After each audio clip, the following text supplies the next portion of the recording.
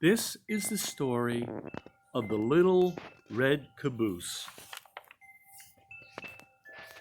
The little red caboose always came last.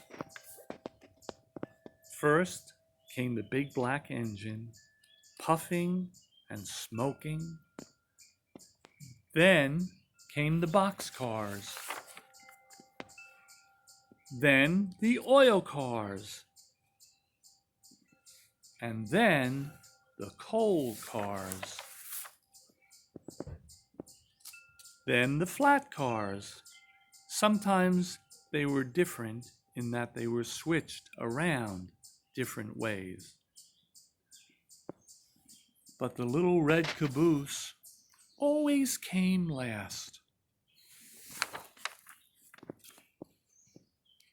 Boys and girls all waved at the big black engine. They listened to the boxcars and the oil cars and the coal cars and the flat cars go clickety-clock, clickety-clock.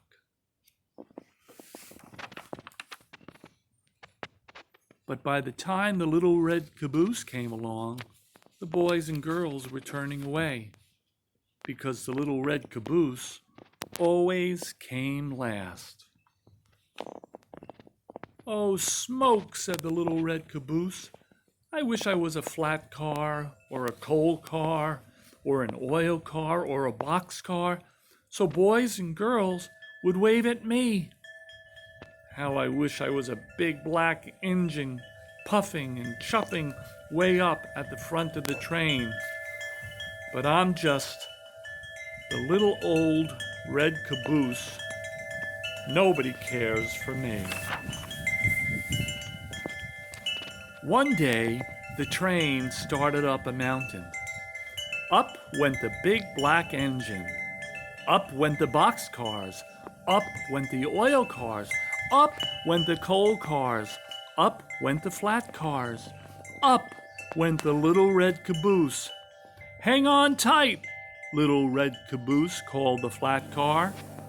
"This is a long, tall mountain, and you are the last car on the train." "Don't I know it," sighed the little red caboose. "Poor me."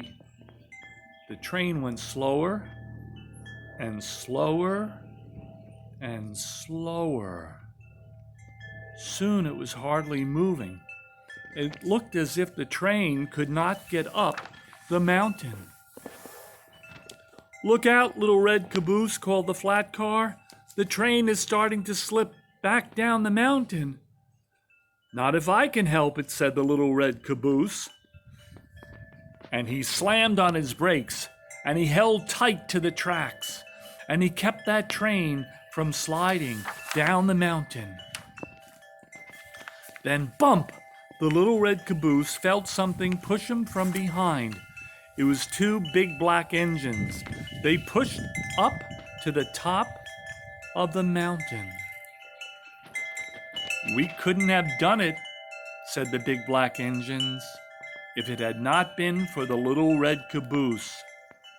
Everyone cheered, and the little red caboose nearly burst with pride. And all the boys and girls, they waved at the little red caboose.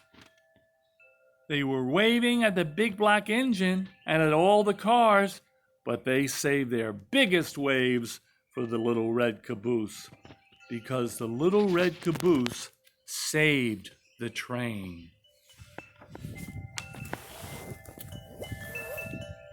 And that's the end of the story of the little red caboose.